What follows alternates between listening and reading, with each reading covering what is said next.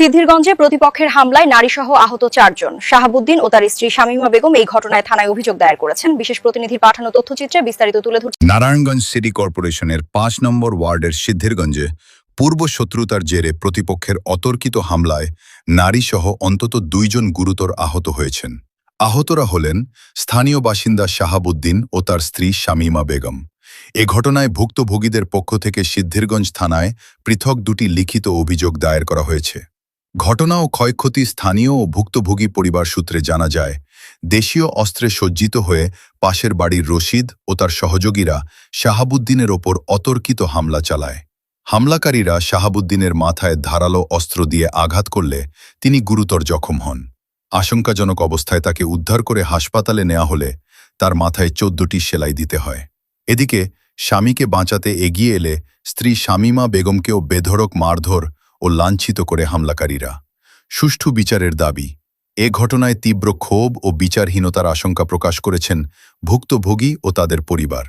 কোনো কারণ ছাড়াই আমার ওপর অতর্কিত হামলা চালানো হয়েছে। আমি প্রশাসনের কাছে এই নৃশংস হামলার সুষ্ঠু তদন্ত এবং অপরাধীদের দৃষ্টান্তমূলক শাস্তির দাবি জানাচ্ছি। শাহাবুদ্দিন, আহত ভুক্তভোগী। আহত শামীমা বেগম বলেন, আমার স্বামীকে যখন ওরা প্রাণে মেরে ফেলার চেষ্টা করছিল, আমি শুধু তাকে বাঁচাতে গিয়েছিলাম, কিন্তু ওরা আমাকেও রেহাই দেয়নি। আমি প্রশাসনের নিকট এই বর্বরচিত ঘটনার সুষ্ঠু তদন্ত ও ন্যায় বিচার চাই। আহত শাহাবুদ্দিনের ভাই নুরু মিয়া ঘটনার সত্যতা নিশ্চিত করে জানান, রশিদ গংরা পরিকল্পিতভাবে আমার ভাই ও ভাবির ওপর এই হামলা চালিয়েছে।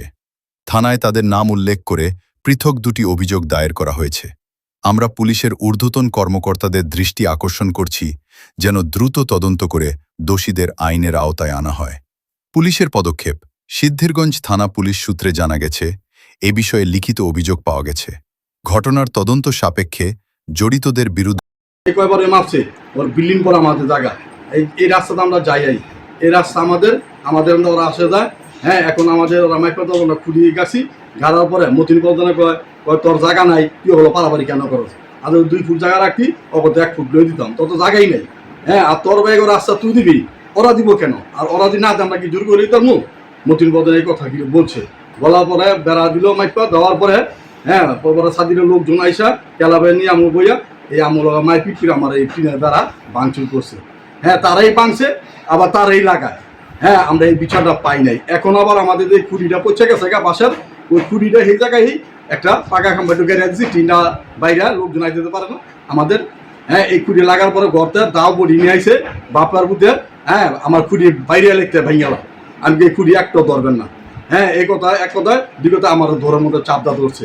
ধরার পরে আসে আমার ভাই আসলে বাড়িতে বসা, তো ওই আবার আইসে আওয়ার পরে হ্যাঁ মাথার মতো আছে মাথার বাড়ি দেওয়ার পরে প্রায় 13-14টা সিঁড়ি রাখছে, রক্ত দোদরা পড়তেছে।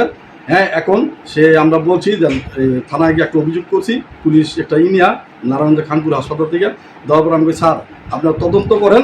হ্যাঁ, ওনার ব্যান্ডেজ খুলেন, ডাক্তার দিয়ে ওনার দেখলেন হেয়ার মাথা কাটা ফাড়া আছে কিনা, আর হেয়ার মাথা দেন 14টা সিঁড়ি লাগছে কিনা। পুলিশ বললো যে আমরা বুঝতে পারছি। আমার বাড়িতে আইসা তারা কমপ্লেন লেখা নিল আর সাক্ষী প্রমাণ নিয়ে গেল। নিয়ে যাওয়ার পরে আমরা এই অভিযোগ করছি। হ্যাঁ, এখন আমাদের কিছু হইলে বাড়িতে এসে মারধর করে, কোনো কিছু হইলে। আর আমার বাড়িতে তো মারপিট করছে, আমার বাইরে অন্য বাইরে কেউ ছিল না। আমি ডেঙ্গু জ্বরে 14 দিন যাবত আমি বিছনা করে রয়েছি। হ্যাঁ, আমার উপর আঘাত করছে। আমি সুস্থ বিচার জন্য আমি প্রশাসন থেকে এটা আমি আবেদন করছি। আমি যে বেড়াটা আগে দিচ্ছে অন্যান্য বিচারকরা মাত্রা, ওই বেড়া খুঁটিগুলি নষ্ট হয়ে গেছে, আবার ওই খুঁটিগুলি সরাইয়া পাকা লাগাই কিন্তু এদিকে আমরা ধরি না এটা যে সাতটিল বা ওই যে পিএস মাইনতি এরা যে ব্যাংক চুরি করে গেছে, হ্যাঁ, ওইটা আমরা ধরি না, ওটা ওইভাবেই রয়েছে। কিন্তু ওরা হঠাৎ করে গেটটা খুললা, ওই নুরু আসলো ছোটো ভাই, পরে 3 জনে গলার মধ্যে ছুটটা পড়েছে, ওরা আমি ছুটাইতে গেছি। পরে রশিদে আমরা ওই একটা কাঠ দিয়া পারি মেয়েরা এমনি লাগাইয়া মামলা করার জন্য এটা লাগাইছে।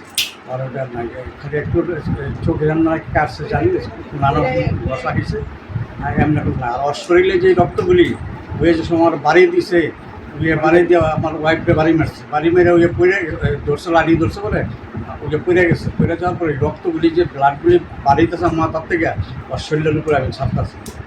অল্প করে আমি মাথা দিয়া পিঠি দিয়া রাখছি, সব রক্তগুলো জামার মধ্যে পড়ছে।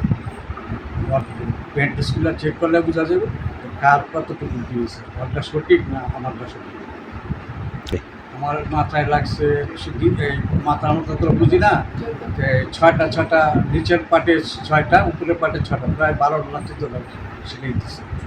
আমি আমার যে নাতিরে ভাত খাইতেছি, ভাত খাওয়ার পরে আমি আবার ভাত নিছি, পরে দেখি কি মানে হয়েছে চিল্লাচিল্লি শব্দ পেতেছি, কিরে হয়েছে চিল্লাচিল্লি কিসের, ওখানে গেছি মানে ওর আচমকা দিয়ে মারামারি বেরোতে আমরা কল্পনা আসেনি।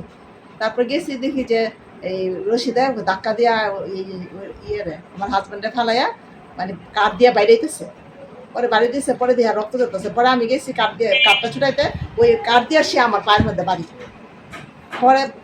পরে আমি তারপরে আমি বাড়ি খাইও, তারপরে কাঠটারে আমি জোর করে ছুটাইছি।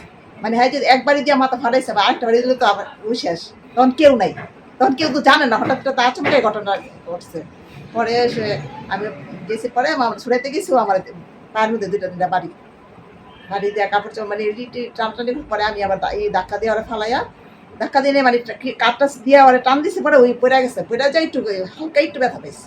এইটা মানে ওই যে কোনোদিন আমি তো কোনো সময় মারামারি কোনো কিছুর মধ্যে চাই না, কোনো কিছুর মধ্যে হঠাৎ করে আমার স্বামীর তো বাড়িতে যাইতেই মানে দু তো মাইরা ফেলাইবে, এই জন্য আমি গেছি। এখন এর আমি সুষ্ঠু বিচার চাই। নারী নির্যাতন বা যে ও যে এইভাবে আইসা মানে ওর হিসাবে আমি ওর ছোটো ভাইয়ের বউ, ও যে আইসা আমার এইভাবে আচমকা মানে বাড়ি দিল, তো আমার বাড়ি তো আর ই কেন, ওই তো মানে ই করতে পারতো অন্যভাবে।